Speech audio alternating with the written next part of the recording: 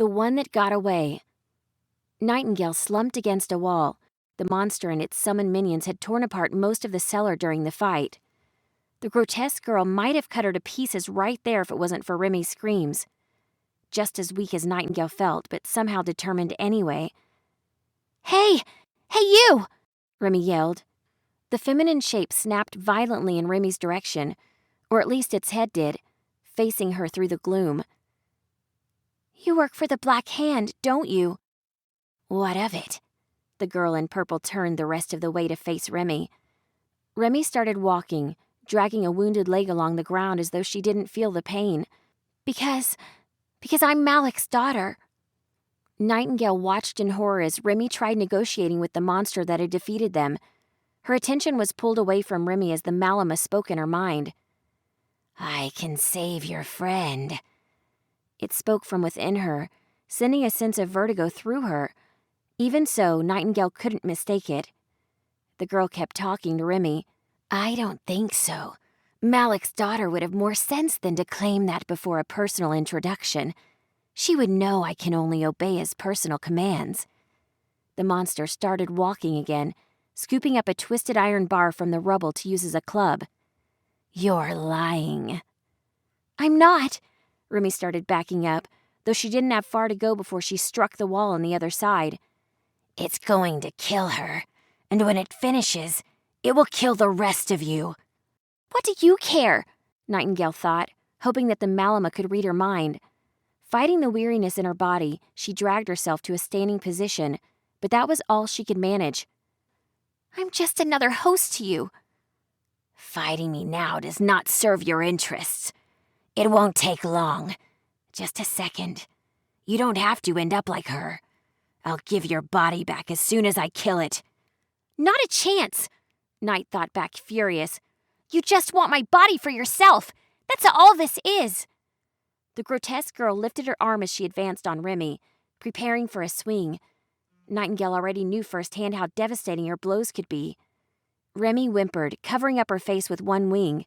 She had nowhere to go, and the others were just as beaten.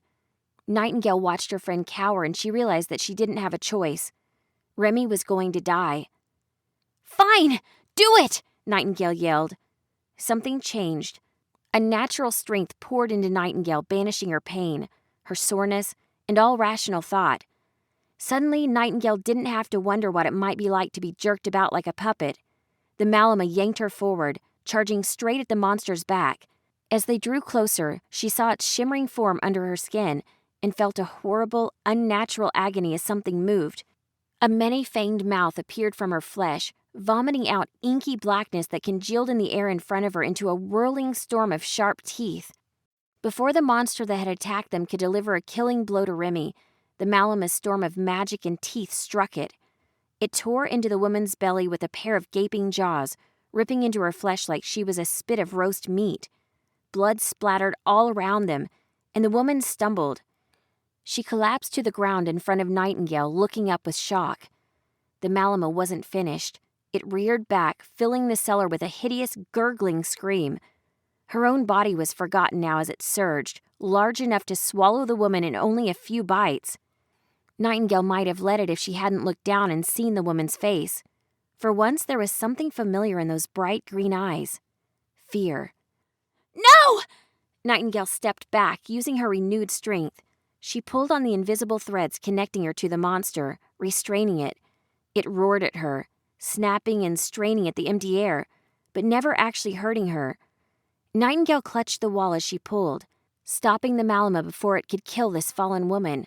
Her friends slowly rose and surrounded the girl the Malama had just wounded. She looked horrible and certainly wouldn't be able to survive the damage it dealt.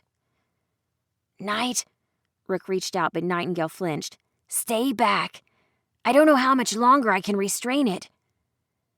Remy inched closer to Nightingale and slowly pulled her hand on her shoulder. "Hey, it's okay. Try and calm down." "No!" Nightingale yelled.